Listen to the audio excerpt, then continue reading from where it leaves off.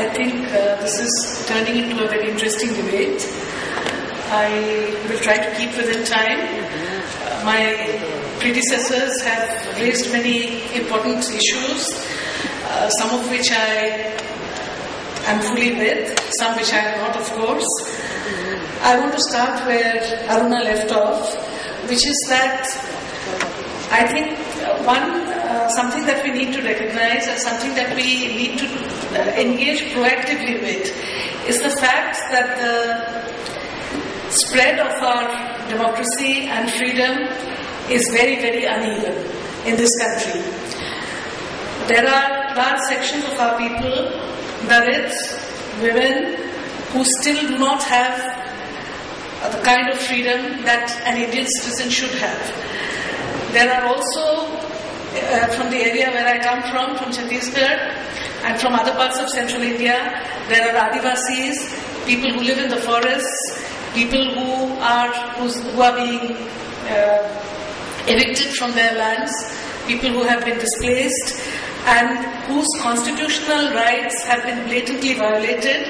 Large sections of these areas are under the protection of the PISA, Panchayati Raj Extension to Scheduled Areas, in which it is mandatory for the consent of the community to be obtained before any development project takes place. And I have personally been witness to the fact that these provisions are subverted, the consent is faked, and the lands are taken away from them. And this absence of democracy, this absence of this violation of their democratic rights, of their constitutional rights, this is what really weakens our democracy. And I think everybody needs to engage proactively with seeing that our democratic institutions are preserved and that our constitutional provisions, where we think they are sufficient, they should be enforced, they should be followed to the letter, and where we think there are still gaps, those gaps we need to fill them. And I come here to my second point, which is that the democratic institutions, the constitutional institutions, we have to preserve them. Because, part of this unevenness, we do have courts of law, we do have the Supreme Court, we do have the High Courts, but we also have the lower judiciary where the situation is really not the same.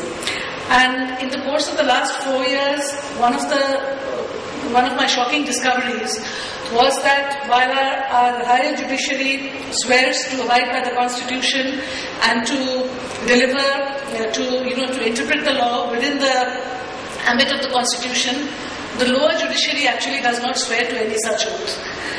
And when a situation arises in which the lower judiciary, in a judgment, totally negates the evidence that has been put forth before it, does not go into the evidence at all, and an 80-page judgment of a certain court reproduces exactly the police charge sheet which has not been proved. I mean, where does that lead us? It actually shows that our lower judiciary is in a very, very brittle and very dangerous situation. And if this continues, then what kind of democracy are we talking about?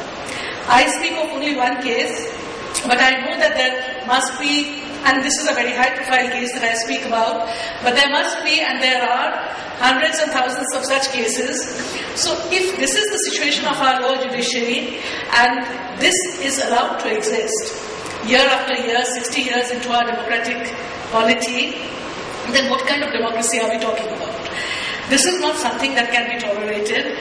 We have to look at all the gaps, at all the loopholes, and all the weak points, because it's very, I too am a proud Indian, and I really value pluralism, but I know that the meeting that we are having today here, the kind of discussion that we are having, that we are engaging with, could not take place in the same way all over India.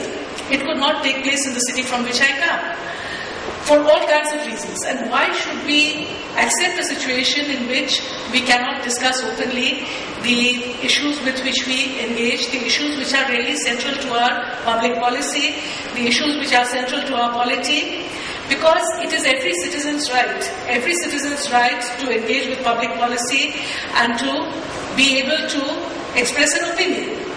It is not really enough that we, once in 5 years, we participate in the electoral process and thereafter we hand over power completely to the people whom we have elected, and we no longer are in a, it's no longer legitimate for us to ask any questions. Because I think more and more, a lot of the developments over the last 2 years have really been about engaging with the political process.